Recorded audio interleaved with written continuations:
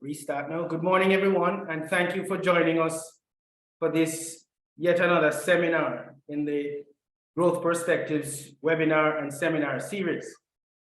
Today will be slightly different from the previous ones in that we have invited today to address us a PhD student, Mr. Ramone Jackson, and his research is based on a most interesting topic, that of financial engineering, which is a multidisciplinary area that involves finance theory, engineering methods, tools and concepts relating to computer software programming, and so on and so forth. So it twins all of that and enables us as practitioners to provide practical solutions to the financial problems and considerations that both businesses and government faces, right? So it is relevant to us at Growth Perspectives on many levels. For one, we are in the process of building our own data analytics tool, which draws on artificial intelligence. And of course, financial engineering in modern times uses artificial intelligence as a base tool or software.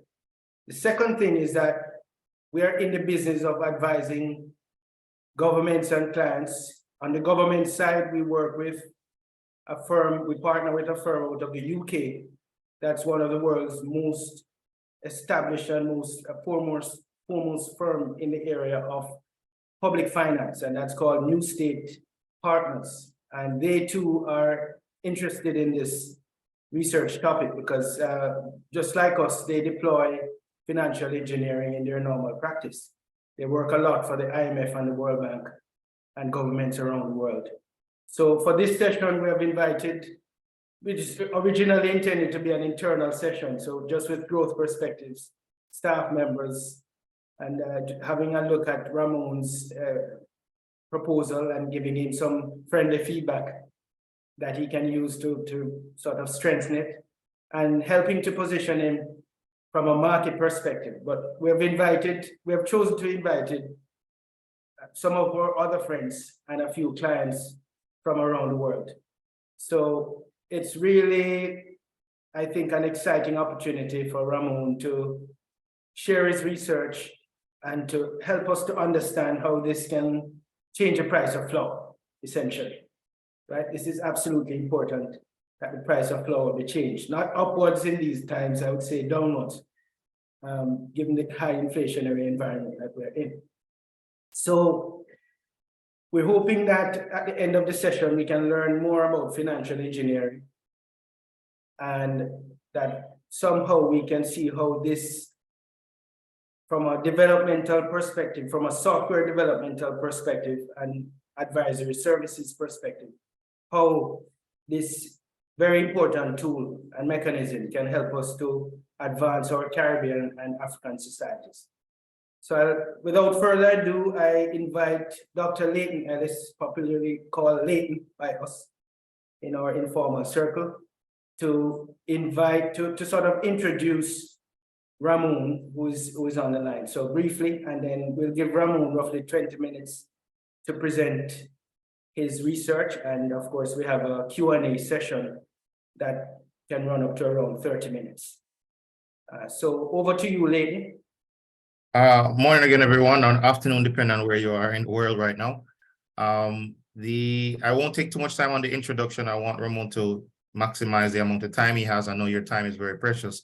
But he's one of our students that we have here at the University of West Indies, particularly in the Faculty of Engineering. And as stated by Joel, his research surrounds financial engineering, merging a number of multidisciplinary approaches.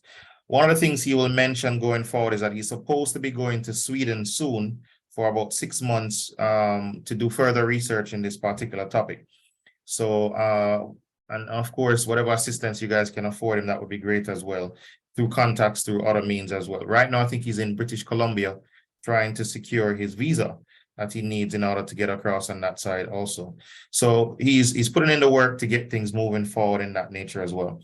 As I said before, his background is mathematics strongly, but he's of course branching over into different areas as well. So we just look forward to Ramone giving that presentation. Ramone, I don't want to take any more of your time, so you can come in, give them a few words about yourself as you go forward, and we look forward to hearing the rest of the presentation.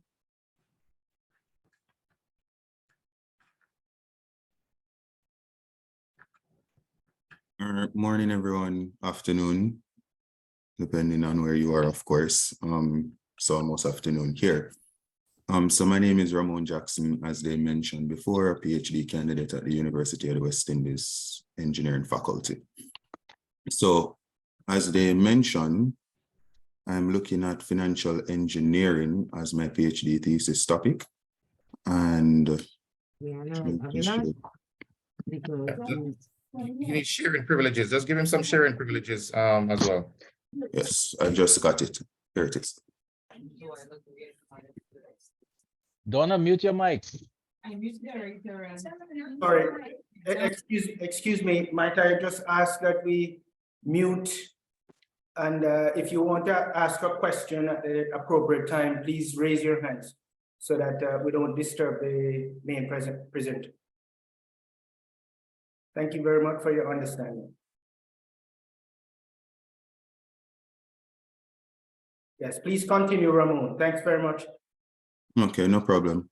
So financial engineering, how did this really come about? So I was talking to my supervisor one day and I was saying how much I love finance and how the inner mechanics of finance, how it works. And because I'm a part of the Faculty of Engineering, I was saying if it is that I could incorporate the engineering methodology to the world of finance, then that could solve a great multitude of problems. And then I was like, financial engineering. So at that point, I thought I was coming up with something new, a new branch or a new field. So at that point, my supervisor said, financial engineering has been around for years. He has a friend that studied. So I was like, So I decided that, hey, let's explore this a little bit more and see where it can possibly go. So for this presentation, I'm going to give you a nice introduction as to what financial engineering is. I'm going to talk about some AI tools because I plan to utilize AI tool in the entire research, and I'll go specifically to what my focus is and then give you guys a conclusion and some limitations to the research that might arise. So financial engineering, what it is, before I even go into that, I'm going to let you understand a little bit about financial maturity or the financial scale. So everyone in life, depending on where you are, whether individual or a business, you fall somewhere on a financial maturity scale. The very bottom of the scale, we talk about people that are just interested in utilizing cash to do their transactions from day to day. And as you move to financial maturity, as you understand finances, as you understand the utilization of money, then that's how you would increase in financial maturity. When you decide that, hey, you're going to get a bank account, a debit account, savings or check-ins, that's you moving up in financial maturity. And then you decide that, hey, let's go a bit further. Let's get insurance. Let's get motor vehicle insurance. Let's get life insurance. Those are things that we're putting in place to offset certain costs in the event that a tragedy may occur. So this is just financial maturity summarized nicely for us, which kind of gives us an idea that all of us in some way, shape or form are utilizing financial engineering or the tools coming from financial engineering. So as we mentioned before, financial engineering is a multidisciplinary field which incorporates mathematics, computer science, definitely finance, and more we're trying to push engineering methodology into it to improve the financial products that may already exist, create new financial products, or to just give ideas to management as to how they can improve businesses and make other decisions from the financial standpoint. So here we have a couple examples of financial engineering. So here we have just derivatives, which are considered to just be financial contracts. All right. We have structured products, which are considered financial instruments that combine several securities. Securities in specific, we talk about stocks and bonds, just a few. I would create some investment products. Some people call them index funds. I know Sagicor does some index funds. And you have another example, the S&P 500, we have NASDAQ, we have several other examples. What we have on the screen here, and I set a picture to our left, is that example. And of course, as I said before, financial engineering can actually help the management team, as we can come up with new risk tools to mitigate certain risks that we might decide to take on when we're going into a new venture. So that's financial engineering in a nutshell. We have a few minutes, so we're trying to maximize. Here, where bulk of the research will be coming from would be the machine learning / deep learning side of life. So machine and deep learning is basically a subset of artificial intelligence, which we're hearing about more and more in these days. So machine learning is basically algorithms that help you to learn from data. And specifically for this research, I plan to utilize deep learning, which is a further subset of machine learning. And with deep learning, the reason I chose to do that is because deep learning helps you to find links and patterns between data points or data values that doesn't necessarily need human intervention or human interaction with it, really and truly. So here on the left, you see a nice little picture of how deep learning interacts with data, taking the yellow as our input and the green as our output layer. And in the middle, the machine learning algorithm, specifically going into deep learning, will try to make the connections between the data points or the observations to see what's best to give you a nice working model for whatever it is that you're trying to achieve. So let's take specific examples now. So for machine learning, deep learning, a lot of stuff have been happening in the fraud detection area, where we're improving fraud detection, where we use machine learning to help us detect fraud activities in the financial institutions mostly right now. So traditionally, what we used to do was a rule-based approach where the fraudster would commit the crime, commit the fraud, do some human analysis based on the rules that we have, and we use those rules to say whether or not this actual transaction was a fraud. But with the beauty of machine learning, now we're able to say, okay, let's us have our algorithm learning from the user's interaction with the platform, whether it's online banking or otherwise. So the user performs the transactions. The more transaction the user performs, the more data we will get and the more we can train our machine learning model. As our machine learning model continues to train and becomes improved, then we can see what the user's transaction is, and then anything that goes outside of the realm, we can use that for the detection, of course. So that's machine learning and how it mitigates the human interaction to fraud detection. And of course, there are several other use of it. We have predictive analytics, where we can use historical data to predict future events in whichever way possible. We can look at the prediction of stock prices. We can look at the prediction of customer behavior, depending on what it is that we want to achieve for our business.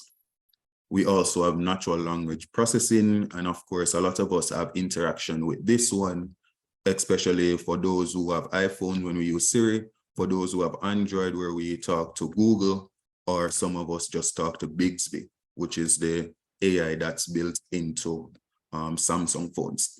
So we all have been interacting with machine learning or AI tools. We all are on the side of financial engineering as well, because we're using some creation or some invention or innovation of financial engineering. So we're interacting with both sides. So now what we want to do is to merge these two to see how we can improve the performance in the financial sector. So that takes us to my focus. So the first thing I want to do is to look at pricing agricultural commodities. And agricultural commodities, I'm looking at local commodities because most of this research, I want to see how best we can improve the Jamaican economy. That's the end goal of all of this. So we look at commodities such as coffee, cocoa, and sugar. We will choose commodities based on the availability of data and see how best we can move going forward. The next thing we want to do is to do some prediction of stock performance of companies in Jamaica that depend on these local agricultural commodities. So we want to look at companies like Grace, Lasco, maybe National, Honeybun. So we want to utilize or look at companies that depend heavily on these agricultural commodities to see what the performance is, how it is that they're thriving in industry. And of course, with doing all of that, we go into portfolio construction, where we would choose or construct portfolio, financial portfolios of the company's stock based on their performance. And we want to do this in such a way that it meets the needs of different clients, because we know different clients have different risk appetite. Some might be risk averse, some might be risk savvy. So wherever you fall in that particular spectrum, we should be able to utilize the machine learning data science algorithm to satisfy your risk appetite. So that's the general idea of what my research seeks to gain. So the methodology of this one, I'm just going to give you some background in the sense of what used to be done and what is being done now.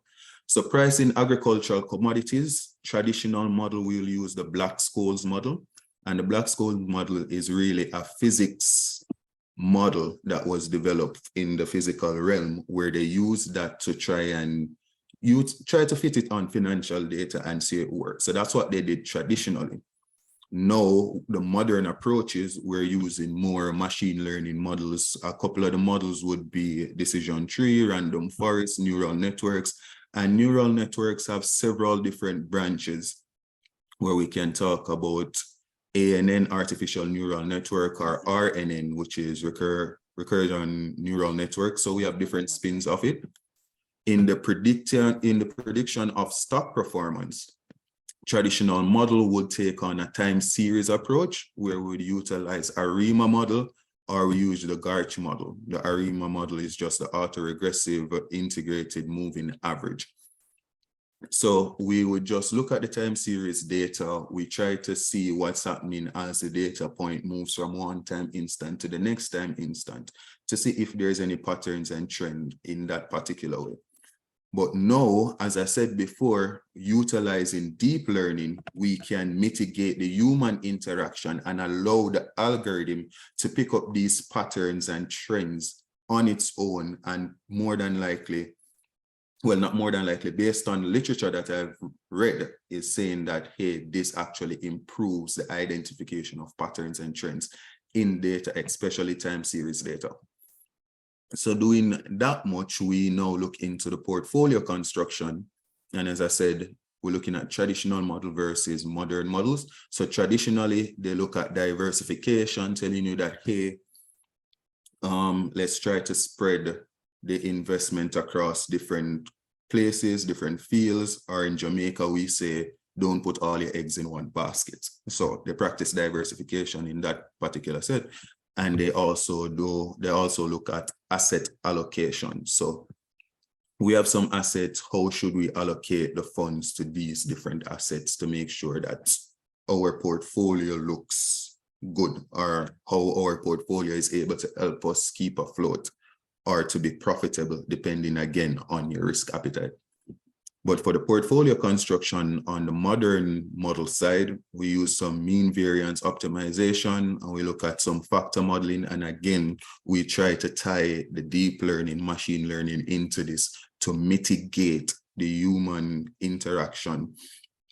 The human interaction in the sense that we want to mitigate flaws or errors, or mitigate the possibility of not seeing a particular trend for that could be a part of our portfolio that will definitely be profitable.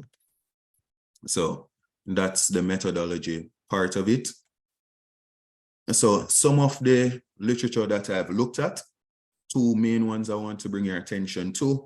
We look at, I'm not sure how to pronounce this name, but Egrioglu and Fields, they proposed a new bootstrap hybrid artificial neural network, BHAN for short, and they use that for the forecasting of the FSTE, the BIST, and the S&P 500 exchange dataset. Based on the literature I've read, I realized that this particular model that they propose is the leading model in the world of stock market prediction. So one of my aims is to find a model or to create a model or improve this particular model, and the aim is to use this as a base. So my aim is to get something working better than this one. On the other side, we looked at Saad and Sakya. They compared the performance of stock price prediction from vanilla RNN, recursive neural network, as I said before, and vanilla just means it's a basic model in the RNN scheme. The LSTM, so that's a long, short time series model, and the gated recurrent unit. So looking at all of these different machine learning / deep learning algorithms on the Nepal Stock Exchange, the finding was that the GRU was the most successful of the models. So we're seeing evidence that the utilization of machine learning / deep learning has a significant impact on helping us to predict stock performance at a great level of accuracy. Now, we have several companies in the world that depend on these particular predictions all over, and they use that from day to day. But the specifics as to what machine learning algorithm or how they construct their particular algorithm is not known, of course, because they want to keep their trade secrets. And of course, we can respect that. Now, all of this sounds good, all of this sounds nice, all of this sounds well, but of course, everything that has good also has a little bit of bad. So some of the challenges in adopting this type of approach, especially when it comes down to financial data, is that the data quality and quantity. The data being available is one issue. If the data is available, the data can be messy, incomplete, or biased. Messy in the sense that the inputs or the observations are all over the place, not properly structured. Incomplete, it might have data from, let's say, for example, from 2000 to 2005, and then there's a gap, and then it moves from 2010 to about 2023. So that's what we mean by incomplete and biased, in a sense that we only record positive results or positive observation or positive findings. So that's an example of bias. And of course, if you build a model around these things, then naturally or really and truly, you will get a model that's not necessarily true to what you want to achieve, or it will not be as accurate as you'd want it to be. Explainability. Based on how the models are built, some of them might be opaque in the sense that they're not able to be explained easily. And of course, they also make it difficult to understand. If it's difficult to understand, then it's definitely going to be difficult to explain how you arrived at any of the possible predictions.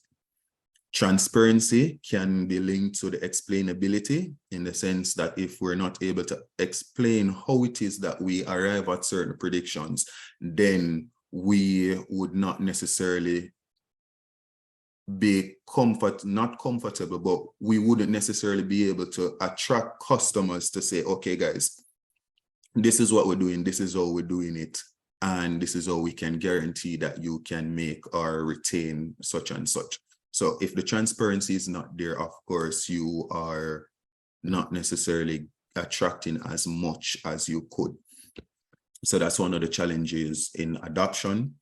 And the last one that we want to mention here is the regulation and ethics, right? The models may perpetuate biases and it may be used for nefarious purposes.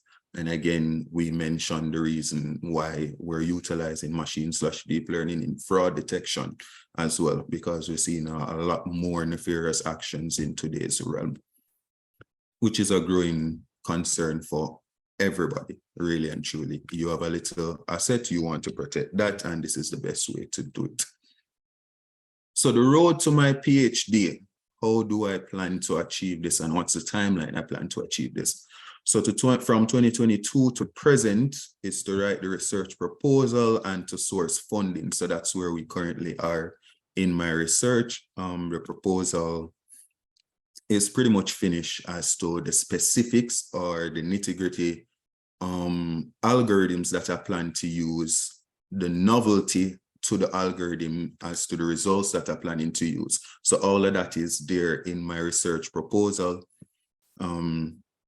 For safety purposes, I was not able to share all of that with you, but I gave you a basic idea as to how we can go about with the research. In September, as Dr. Ellis mentioned to you, I should be going to Sweden to sit some financial engineering courses with the Mälardalen University, where I'm supposed to just get some exposure in these particular courses or in this particular field of financial engineering, a more formal introduction, and to also work with Jean Ramone, which is a senior financial engineer in the industry. And you will assist as one of my advisors on my PhD advisory committee. So it should be an interesting 6 months filled with information. That's when I come back, I'm able to say, okay, let's kick it into high drive and get this thing out. So by September 2024, I should at least start writing my first paper for publication for research, because I'm taking a publication approach to the PhD. So I plan to publish at least 3 papers, and at the end of these things, I'll be going to submit my thesis for review and then the completion of my degree, which should take me up to about 2027. So that's the timeline, that's the road to the PhD. If it's possible that the data, I can gather it earlier and the algorithm is working in the way that we want it to work and we're achieving the results, it's possible that it could be finished earlier, but based on what the literature is saying, based on the time that it takes to achieve some of these things, the best bet is to say September 2027. All right, so the next thing, why is this not keeping? So conclusion. So this is me, the late great Saint Elmo White had a quote that stuck with me throughout life, and that's how I live by now. Life is a closed interval on an infinite interval of time. So usually say your life is a blip in the reality or on the continuum of time. So try to maximize as much as possible, try to make as great an impact as possible.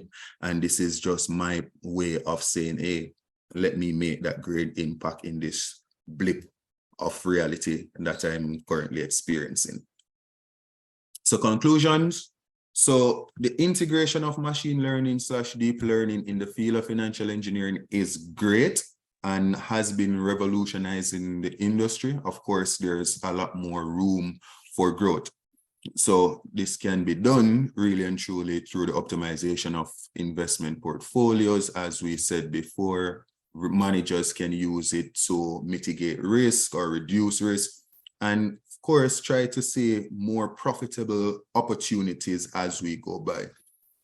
But while this is good and dandy, we have to remember that with these technological advances, for making better decisions, there are challenges that need to be addressed, which we may mention of the data quality, the transparency, the regulation, and the ethics.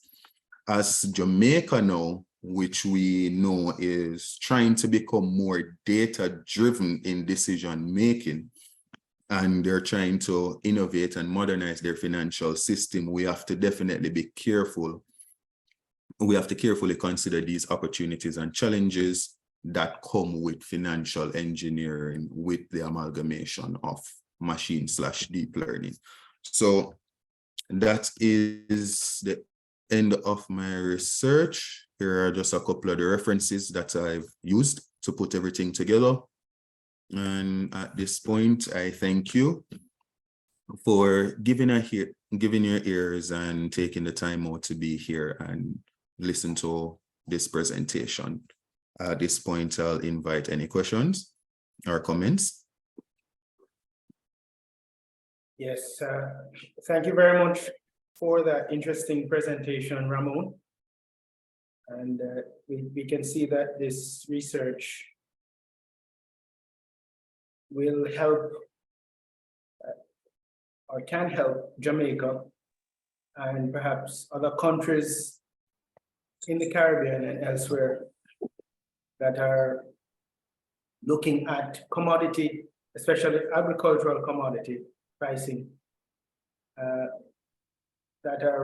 that somehow end up in investment portfolios. So how we can help with understanding the pricing of those portfolios and the stocks in general.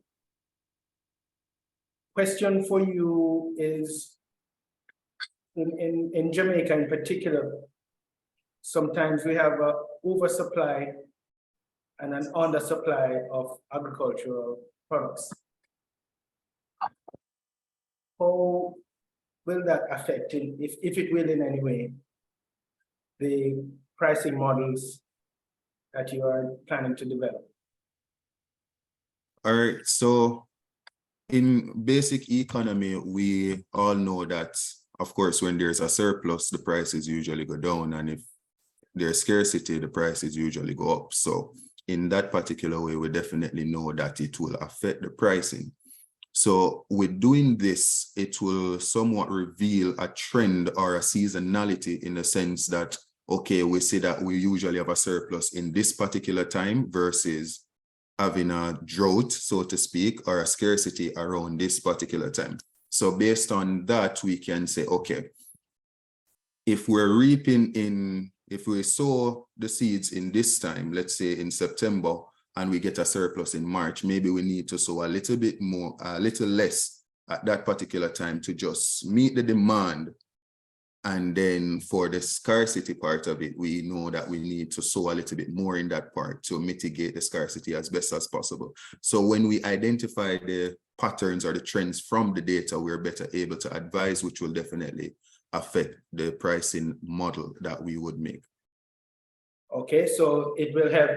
It can help potentially then to help us smooth out those sort of seasonality issues. Yes.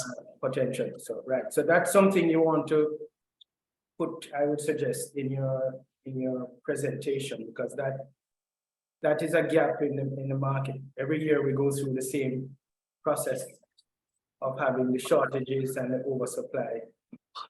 And I think those input prices, with taking into consideration that seasonality, can definitely help to smooth out. It helps us to plan a little better, right? And for portfolio managers to price their portfolios or to price the acquisition of the commodities in a way that they can optimize, as the research is about optimization on what they receive. And of course, for those of us who are buying stocks, to know when we should buy versus when we shouldn't buy the stocks of those companies. Right. Okay, so that's good. Another thing before we take, I see that Norman Wright's hand is up. I tell you what, let me go right over to Norman Wright, who is one of our clients, Perishables Jamaica Limited, and they're in the tea industry. So Norman is extremely knowledgeable about his agricultural products, and he's a scientist himself. So I'm keen on hearing his views. Over to you, Norman.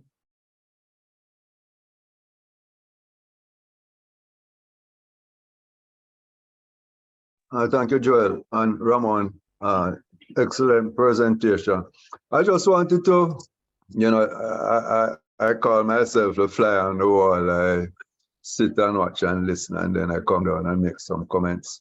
Uh, there, there has to be some weight put on the fact that we import significant amount of inputs. I don't know that Honeybun uses much agricultural products in their processing, to the best of my knowledge, and a significant amount of what goes into agricultural production or agro-processing is imported, based on my own knowledge. And so there has to be some weight put on that.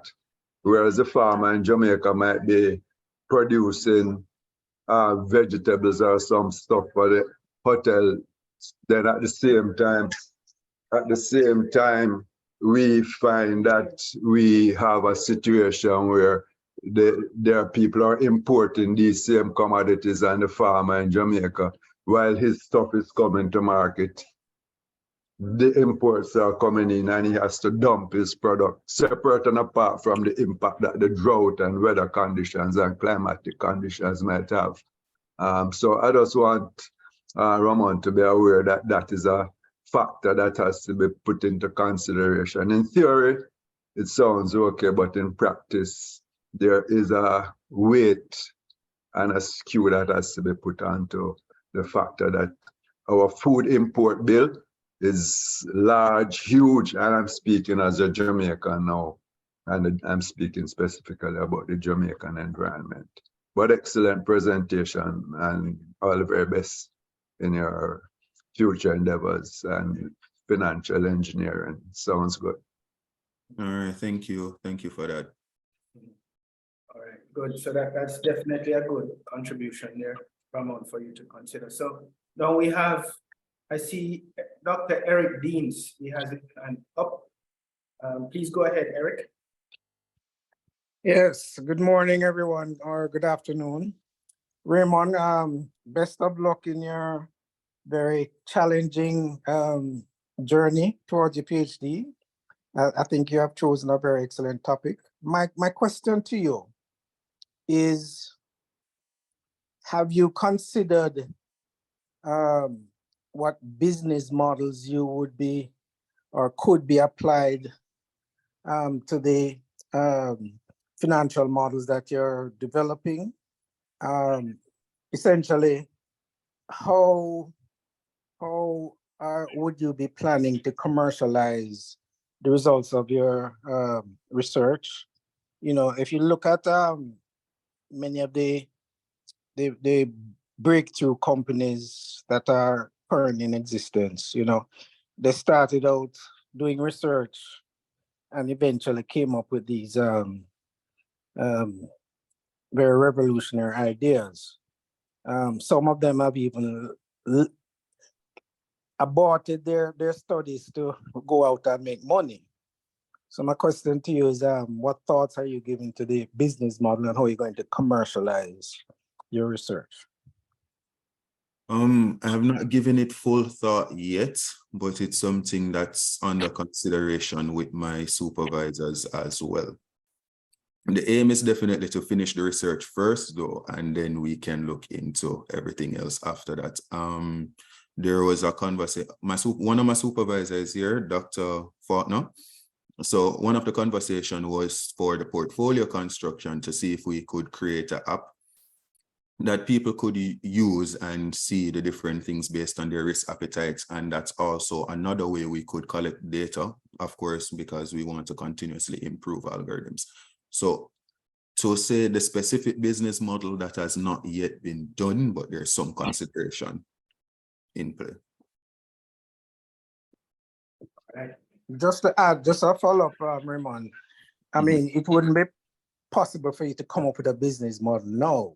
It's just that to give consideration to the potential applications of your, and include that as part of your research to look at the potential applications of the work you're doing. Okay. All right, good.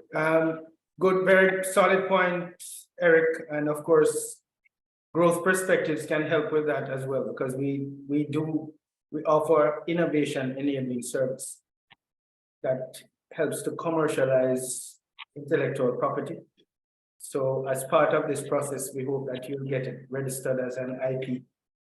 And we have on this in this discussion, we have two very important persons, but everyone here is important, but there are two that are relevant, especially to this topic. We have Rafael Molino, who's one of the managing partners at New State Partners UK. They are one of our clients, or partners, excuse me.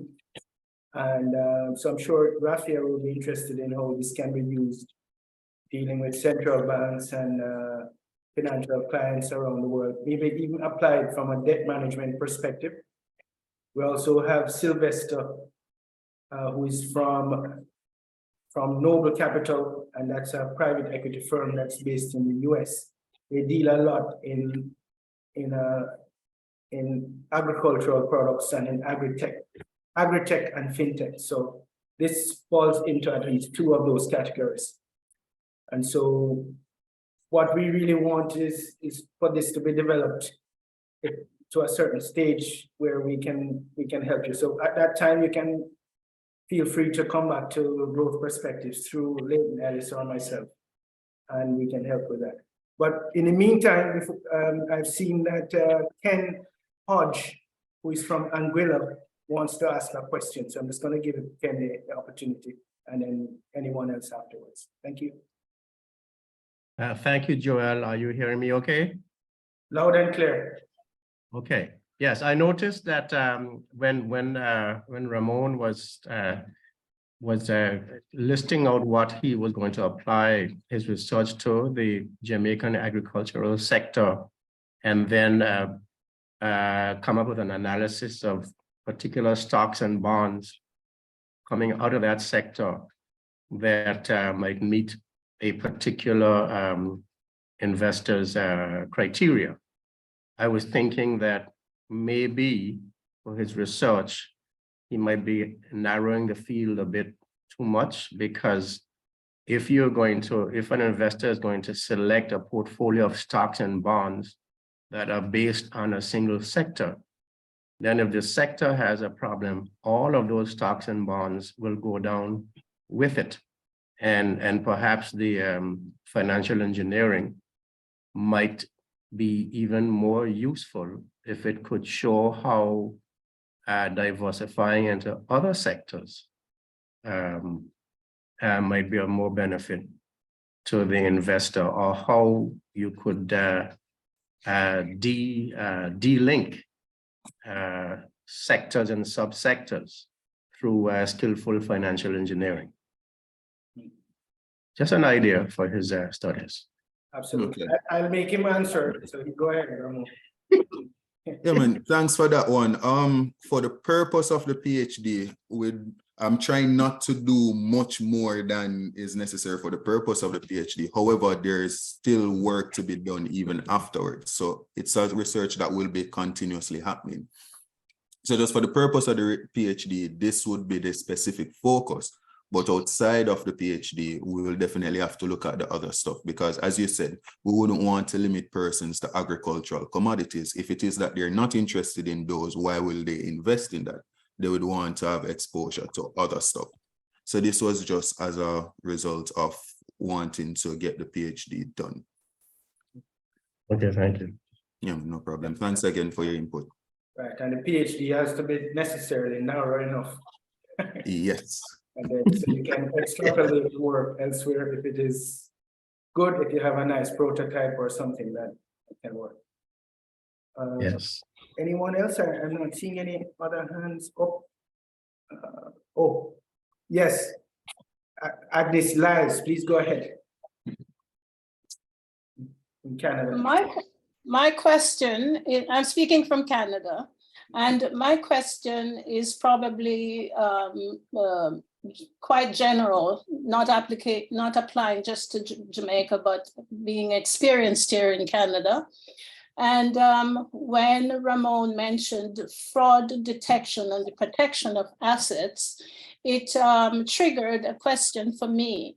And now I'm wondering if he's able, or at this point of his research, has Ramone discovered anything he can offer for the protection of assets of ordinary people, ordinary citizens? A frequent occurrence here is that a lot of seniors are being conned into paying off money to criminals.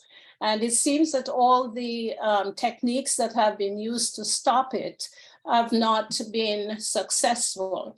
So a lot of people are living in fear because it's thousands of dollars that are being stolen from them, and they're left destitute, or citizens have to come together in communities to help them to restore in the winter of their years. So I'm just wondering whether it is on the program, on Ramone's program for current work towards a PhD, or it's something that is going to be put on his program for, he just mentioned that there will be work continuing after the PhD.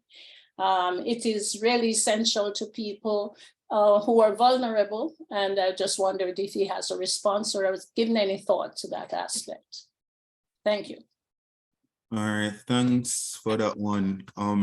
Fraud detection, I'm not going to say that I definitely have given it a lot of thought. Really, I just know that there are several areas we could possibly go into when it comes on to mixing machine and deep learning with financial engineering. So after the PhD, after this particular research is done, as we say, we branch into different things. If it's possible that I can now get a research team at the end of this, I would probably have students interested in carrying out their research. We can definitely go into some of these things. So I guess we would have to promote this particular type of research so we can attract students to come in and do some work on this part. Thank you. It's very much needed. Okay, no problem. Thanks again for that one. You're welcome. Great, fantastic. So there are so many avenues that for post-P. You're going to have a rich postdoctoral portfolio there, Ramon. Lots of stuff to do afterwards. So let's see now if we have any other person. Do we have anybody else who want to ask a question? No? So we left plenty of time for the questions. We like questions. So we left a lot of time for that. I wonder if Raphael or Sylvester want to make a comment or ask a question or so. Perhaps we could start with you, Raphael, if that's okay with you.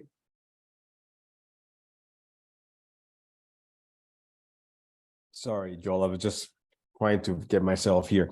I was very impressed with the presentation, Ramone. I still digesting it a little bit, so I don't really have at this point in time a lot of this has been a little bit. It's been a while since I've been in this realm of the research. Obviously, what we do in economics is very important because we use a lot of the relationship between variables to understand predictive models. So I will look forward to listening more to what you'll be doing and the outcome of your research. But if Joel, if you don't mind, I think I'm going to think a little bit more before I provide any additional thoughts. But very impressive, and I wish you the best of luck. Absolutely. Thank you very much. Thanks for that, Raphael. On the economic side, Sylvester is from the mathematical side, and he's a computer software programmer as well. So I don't know, Sylvester, if you have any contribution to make at this juncture. My contributions will be to say thank you very much, Joel, for another insightful introduction to new information and knowledge. Ramone, very impressive presentation.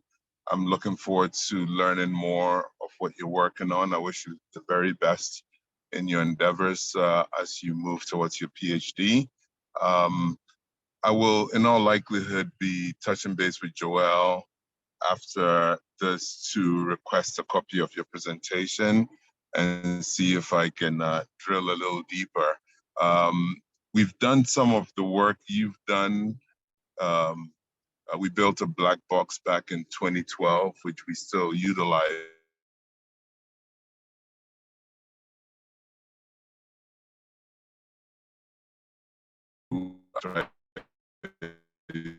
Algorithms you're using.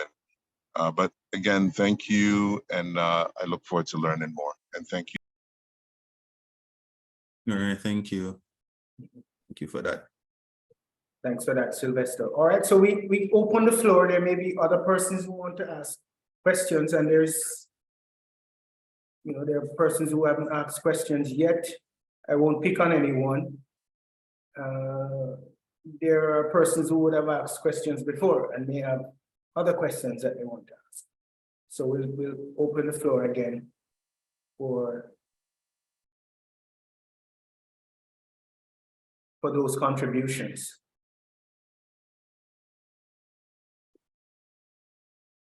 Questions or comments, just generally speaking. Let's see. Maybe if you don't have questions, you saw that we would need a little funding for the research. So if you could contribute in that particular realm or in that particular way, that would be of significant help to get this thing off the ground and moving as fast as possible to get the result that's necessary. All right, so since you have brought that up, issue of funding, maybe you might want to educate us a little bit more about that. Are you, for instance, on a scholarship now, Ramone, or? No, I'm not on a scholarship. So this is just passion that I took up to say, okay, I want to get this done. So as a result of that, I'm now seeking funding to see how best we can get this thing really off the ground and executed properly. But no, I'm not on a scholarship. All right, and then you said you're looking to finish in 2027 or by 2027. Yes. So when you say funding is such an open-ended thing. So you want to be a little more specific in terms of what is your annual cost, and so that people can, maybe they'll contact us afterwards and we'll refer them to you and so on. So even if no hands are sort of put up now, there could be that opportunity, as well as you could you could get your funding by working alongside a firm as well that provides advisory services. So that's a way for you to generate income as well. So, but I leave it to you to sort of describe so we can all understand exactly where you are, what your shortfall looks like, and so on. Okay, so the biggest expense that I have now would be to fund the exchange with Sweden to go to the university. That's looking based on estimates of everything that needs to come, plane fare, tuition, accommodation, and all of that. That's coming up to about 17,000 US for the entirety of the 6 months. So that's the biggest expense. Now, outside of that is just to get a powerful enough machine to deal with the running of these algorithms or deal with the execution of these algorithms. I wouldn't go too far or too large with the performance of the machine, because after about 5 years, the machines are usually outdated. So one of the things that my supervisor and I have discussed was to use online cloud availability to facilitate some of these things. So it's just to get a decent enough laptop that can manage, and then we would use cloud for the rest. Annually, to get the cloud access, it's about 1,200 US, somewhere between 12 to 2,400 US annually. So that's somewhere between 100 to 200 US per month. for that. Outside of that, I am not seeing any additional expense yet. Outside of probably data allocation. So that's really the bulk of where the expenses should come from. I see. So your tuition is covered, or is that portion? The tuition for you is covered, but to go to Sweden, that tuition is not covered. So that will be in, that's also a part of the 17,000 US that I mentioned earlier. Okay. All right. So you have pretty much looked, the immediate thing is Sweden, which is 17,000 US. Then the cloud storage is 1,200 US per year. Yes. And you didn't quite answer whether you're open to working, to doing part-time work in order to sort of help to offset. No, part-time working in order to, I am open to it, of course.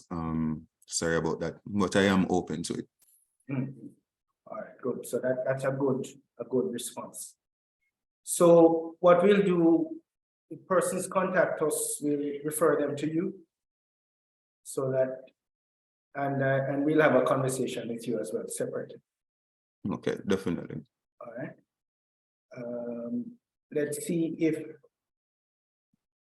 we can go back to the research itself now, if anybody else have any comments or questions that they want to ask, or avenues that they think that you haven't looked at that really could help you to make it more robust. I see Michael Gordon there from UCC. He's a tech person as well. Don't know if he has any questions.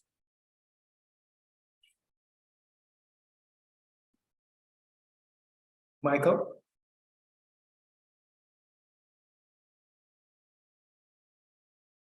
Right. Not hearing from Michael. All right, so we are roughly 3 minutes away from close, Ramone. So maybe you can just close us out by just telling us 3 things that we really should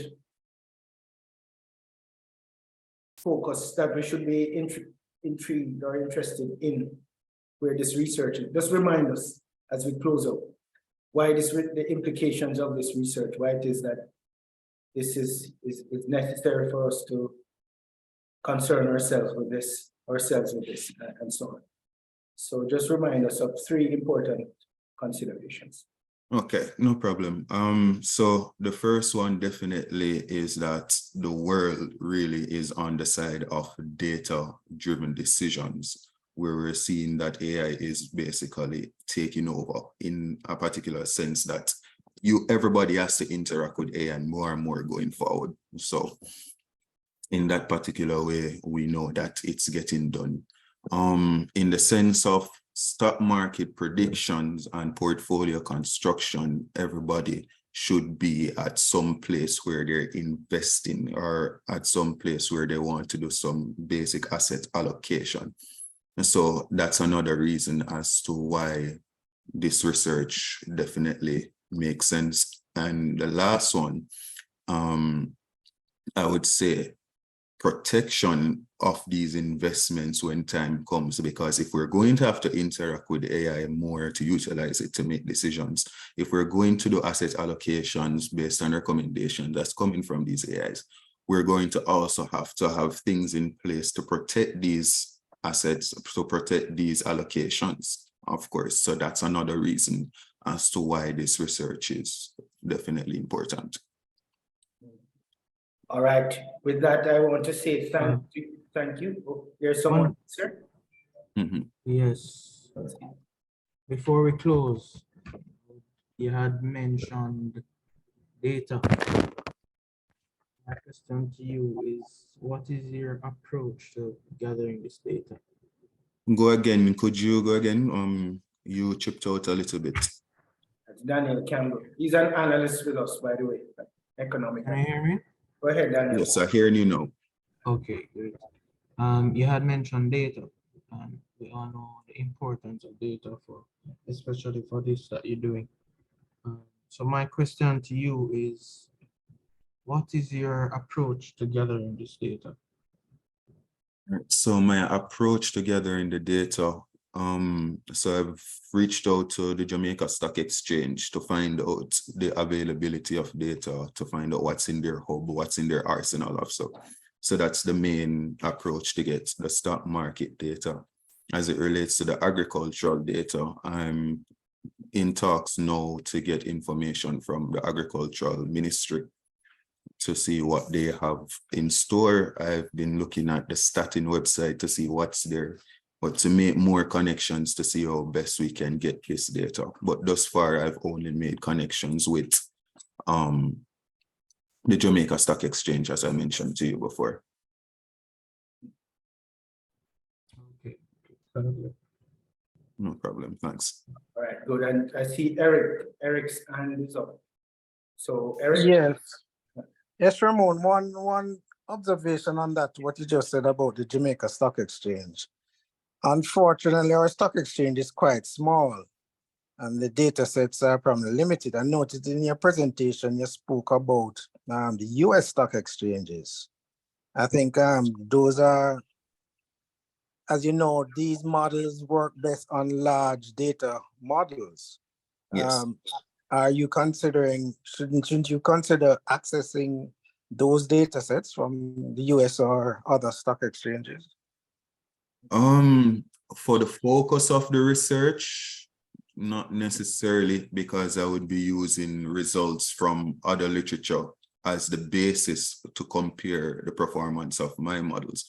But for the research outside of the PhD, definitely would have to take that into consideration, because as you said, the more data we have to train, the better the performance of our model. So in the future, definitely. That's actually a good point by Eric. You might have to look at getting your hands dirty, going into the fields and doing some primary data collection, because especially for the commodity side, we don't have a commodity exchange in Jamaica. No, we don't. And so you might have a bit of a challenge here to get the pricing data from the sellers and buyers. You might have to roll up your sleeves, go in and offer some people a cup of coffee in order to actually get that data. Right, so that's something to consider. I know that Jamaica is the context that you're using for your research, so that's why you're hesitant about using other data from elsewhere, because people are going to see, the guys who are marking this PhD are going to say, how is this relevant to Jamaica? Right, so that is a problem that you run into. So, but the alternative is to just go and get that primary data. And that is something that could benefit the country as well, because it's not widely available. So you could talk to the Agricultural Ministry about it. I doubt they have all the data that you want. So you might want to manage your expectation around that. And yeah. All right. So one final one before we go. I see some folks are going to leave us shortly. Norman has a point to make, and then we'll wrap up thereafter. Go ahead, Norman. He could also speak with or contact people like Rita Symes who do exports, because a lot of the volatility in prices come out in the export prices for commodities like yam and dasheen, sweet potato, and all those farm foods. So that's looking at the export side of what comes out is another option to check out as well. Okay. Yeah, but just one other point though, Joel. Concerning the model, Ramon, just make sure that for the robustness of it, that most of these models have a minimum data set that's required. So whatever, if it's below that threshold, then you have a problem. So if the model you're running, let's say, requires something that exceeds the Jamaican market, then you're gonna have a challenge. You clearly would have to design something entirely different for the market. But if you're gonna be running something similar to the ones that you had mentioned before, and those are built on big data, then you have to consider that as one of the potential limitations and try and figure out very early on how you're gonna work around it if you need to. So that's something to consider. So that point made by by Eric was a good one. So just think back about that part. Okay, no problem. All right, I think we can leave it there. Thank you very much, Ramone, for coming and sharing your PhD project with us, telling us, educating us about what you're doing and where you are, what support you need in order to move forward, and the implications of your research for Jamaica. And of course, this can then be replicated in other Caribbean and perhaps other developing countries of a similar size and so on. So it's really a pleasure having you, and we thank everyone. Seen a note here from Belinda Blessed from Dr. Blissett from the University College of the Cayman Islands, saying it's very insightful. Thank you for that, Belinda. And thank you all for coming and participating in this session. We look forward to interacting with Ramone and seeing how we can help him to move forward. And of course, we look forward to having you at our next webinar and our seminar in the near future. So thanks once again. Have a fantastic day if you're in this part of the world, and a fantastic night if you're on the other side of the planet. All the very best. Cheers. All right, thanks again for having me, everyone. Good luck, Ramon. Thank you. All the best, Mr. Rama. Thank you.